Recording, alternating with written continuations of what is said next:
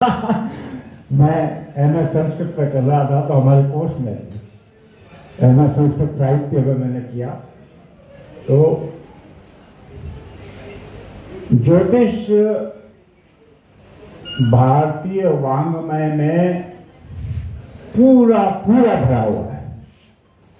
हम किसी भी धर्म ग्रंथ की कल्पना बिना ज्योतिष के नहीं कर सकते, किसी भी धर्म ग्रंथ। और मैं ये सिर्फ भारतीय संस्कृति या भारतीय वाङ्मय की बात नहीं कर रहा हूं, आपको अन्य धर्म ग्रंथों में भी ज्योतिष मिलेगा। नाम अलग हो गया, कहीं फलना नुकमानी हो गया, कहीं इल्म हाजरात हो गया, कहीं इल्म नजूमी हो गया, तो नाम अलग अलग हो गए।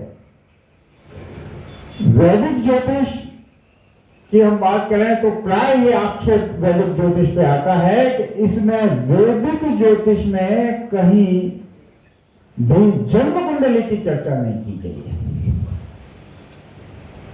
मैं ये मानता हूं कि वेद पूरा विज्ञान है और ज्योतिष भी विज्ञान का ही रूप है। आर्यभट्ट, ब्रह्मगुप्त, आचार्य वाराणसी, पंडित मधुसूदन ओझा, मैंने कादम्बिनी को पढ़ा।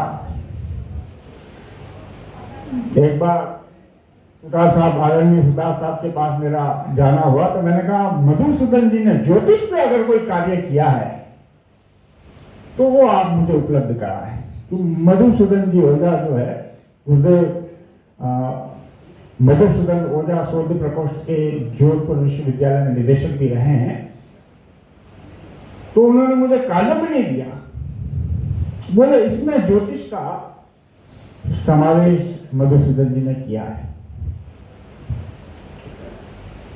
और हम ब्रह्मगुप्त की बात करें, हम आर्यभट्ट की बात करें, हम आचार्य वाराणसी की बात करें, गाग बडली की बात करें, सब वेदनीय ज्योतिष के बड़े बड़े ग्रंथ हैं। मौसम विज्ञान, जिस प्रकार से बारिशें हो रही है, जिस प्रकार से भूकंप आ रहे हैं, जिस प्रकार से प्राकृतिक आपदाएं आ रही है, भूगर्भीय हलचलें हो रही है, तो कहीं न कहीं सारा विषय वस्तु ज्योतिष से लिंक्ड है।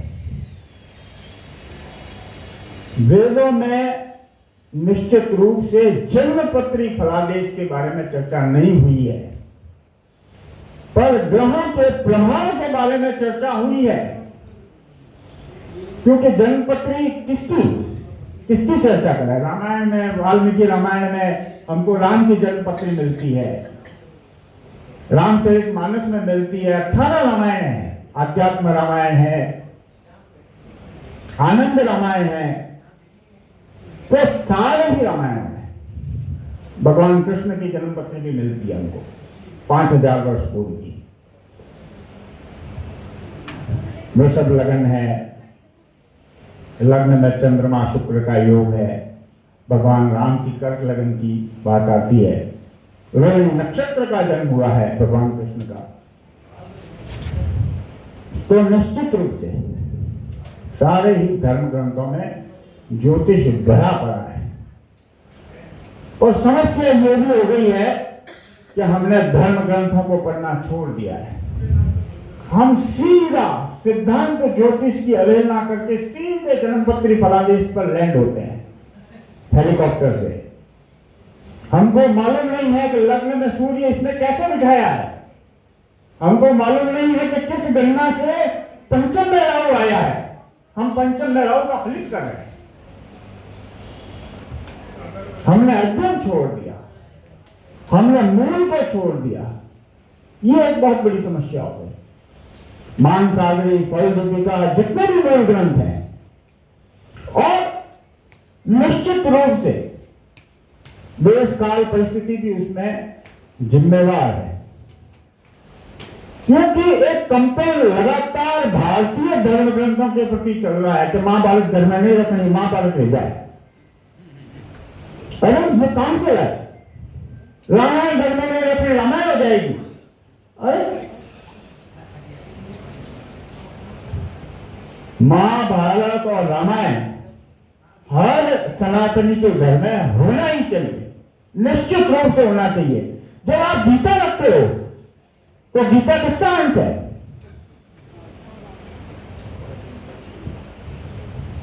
गुण से प्रेम है लेकिन गुणगुने से परहेज है।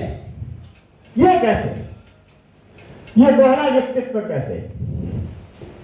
खैर विषयांतर हो जाएगा और विषय बहुत लंबा हो जाएगा। आज मेरे परम पूज्य बड़े पिताश्री, जिन्हें हम बाबू जी कहकर संबोधित करते थे, उनकी 70वीं पुण्यतिथि पर निःशुल्क ज्योतिष परामर्श शिविर का आयोजन किया गया है। और भाऊ जी से मैंने शुक्ल यजुर्वेद की ऋचाओं पे अभ्यास करना सीखा था। मुझे याद है जब मैं बीए में पढ़ रहा था तो भाऊ जी ने मेरे कहा कि आप हम रुद्र करो। तो आज कहीं ना कहीं भाऊ जी की शिक्षाएं काम आ रही है। और Savitri international astro research society, Savitri जो है वो मेरी बड़ी माता जी का नाम है। और हर ज्योतिषी के लिए सावित्री और गायत्री का अभ्यास बहुत आवश्यक है। अगर आप गायत्री मंत्र नहीं करते हो तो आपका फल कथन कभी सत्य हो नहीं सकता। और ज्योतिष जो है उसमें इष्ट बल निकालते हैं, तो इष्ट बहुत आवश्यक है। और गायत्री मंत्र जब करते हैं तो सविता सावित्री की पूजा की जाती है, तत्सवितुर्वरेण्यम। तो निश्चित रूप से आज बहुत बड़ा दिन है। परम पूज्य बाबू जी के चरणों में श्रद्धा सुमन अर्पित करते हुए मैं आप सभी का धन्यवाद, आभार भी ज्ञापित करता हूं कि आपने इस समय निकालकर यहाँ कार्यक्रम में पधारे। और ऐसी विकट परिस्थितियों में जहां बारिश हो रही है उस समय निश्चित रूप से आपका आना जो है वो ये संकेत करता है कि आप इस विषय को लेकर कितने गंभीर हैं। आप सभी का बहुत बहुत धन्यवाद, आभार।